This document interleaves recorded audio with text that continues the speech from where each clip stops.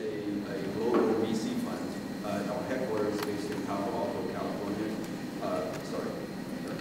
And we have offices in Beijing, Singapore, and Seoul.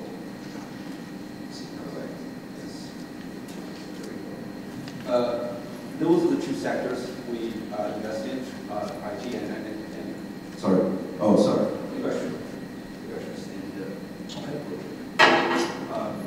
IT and energy, especially the intersection between IT and energy.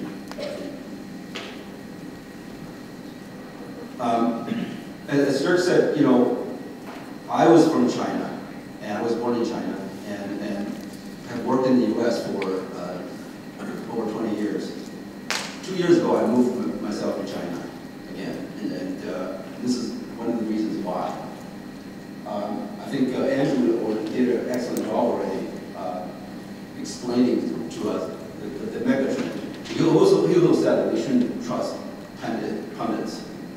But I don't think we can overestimate the impact China and India, to a lesser extent, have in energy consumption going forward.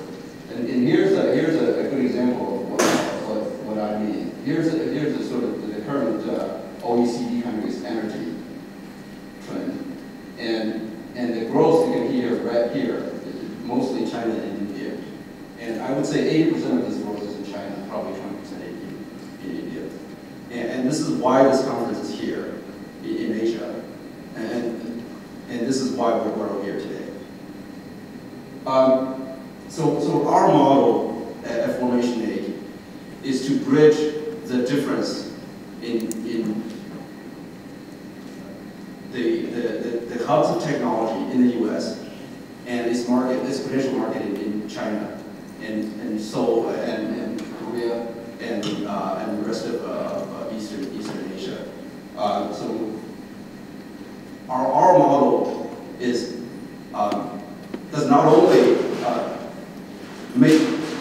allow us to make actually let me back up a little bit.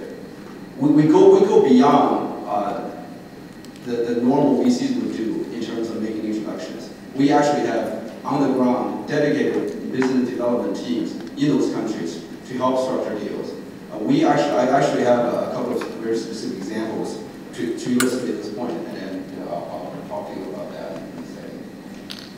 And why are we doing this? And here's the reason. It's not easy to do business in those countries, especially for technology companies that are established in the Western countries. And China in particular, it's extremely difficult for a small startup with no experience of doing international business to do business in China. So Dirk has asked me to give you a couple of specific examples rather than talk about generalities of partnerships, both from a company perspective and from a fund perspective. And I'd like to just give you two examples. And one of my favorite examples, also Andrew mentioned, it's also one of Andrew's favorite ones. It's called LanzaTech. For full disclosure, I was a former employee of Coastal Ventures, so we have a sort of common interest there as well. And so let me just talk about it. So LanzaTech is a small technology startup that are funded by Coastal Ventures, and then later on by SoftBank China Venture Capital, where I'm a venture partner. And there we help the company to form joint ventures with two major SOEs in China, Shougang and Baogang. As many of you may appreciate, to have a very small company forming joint ventures with these very large SOEs in China is not an easy thing. And I can tell you that without a dedicated on-the-ground team helping the company, holding their hands, this would not have been possible. And this is one of the things that we will do in our investment in terms of helping our company do businesses in China and in the rest of Asia. So I'm happy to discuss with you during coffee break on some of the specific things we did here. I would like to use as an example of the kinds of things that we would do in foreign exchange. Dirk also asked me to give you an example of the kind of collaborations that one could have at the fund level. And I'd like to give you a second example. So as a venture partner in SoftBank China, I helped to form a clean technology fund with the Australian Ministry of Energy. And here we have a $200 million fund, funded in half by the Ministry of Energy from Australia, and the other half by LP investors from China and the rest of the world. And here we are bringing together deal flows from Australia, US, China,